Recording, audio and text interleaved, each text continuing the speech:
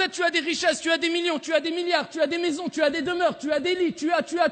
Walakin Allah subhanahu wa ta'ala, il te rappelle cette parole. Alors, lors de tes derniers instants, inna lillah wa inna ilayhi raji'un. Nous appartenons à Allah et vers Allah se fera le retour, même le lit dans lequel tu es. Lors de tes derniers instants, peut-être il ne t'appartient même pas.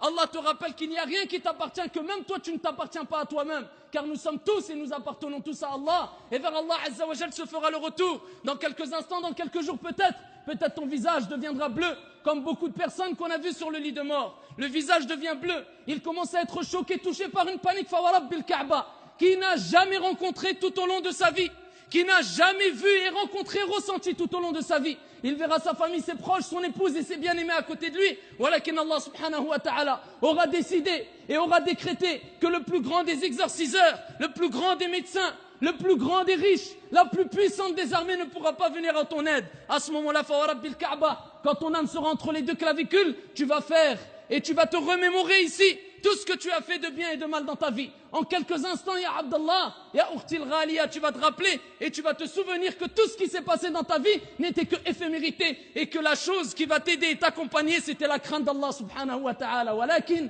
trop tard, si tu as été parmi les insouciants, à ce moment-là, l'homme arrivera entre les deux clavicules et tu verras ta famille, tu voudras parler, tu ne pourras pas parler avec ta bouche.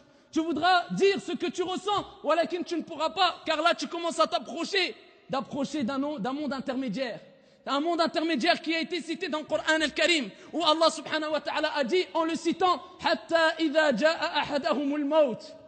Et quand la mort touche l'un d'entre eux, Qala rabbi rji'un, ya Allah, remets-moi sur terre, la'alli a'malu saliha, fima tarak. Peut-être que je ferai des bonnes actions dans ce que j'ai délaissé. Kalla, mais non. Innaha kalimatun huwa qailuha. Ce n'est qu'une parole vaine. Wa min wara'ihim barzakhun ila yawmi yub'athun. Allah l'a cité, ce monde intermédiaire. Et il dit, mais non, mais derrière eux, il y a al-barzakh, le monde intermédiaire entre cette vie, et l'au-delà. C'est le moment où tu es dans le qabr, dans la tombe. Wa min wara'ihim barzakhun. Jusqu'à quand? Ila yawmi yub'athun. Jusqu'à ce qu'il ressuscite. Ce monde-là, c'est la première station parmi les stations de l'au-delà.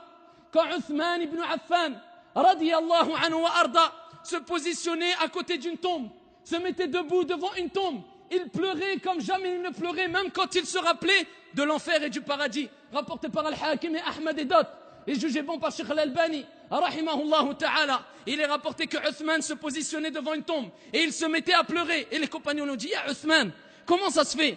Idha dhakarta al-jannata wan-nar, lam tabki. Quand tu te rappelles, quand tu te souviens, quand tu évoques le paradis et l'enfer, tu ne pleures pas, on t'a pas vu pleurer. Voilà quand tu te trouves devant une tombe.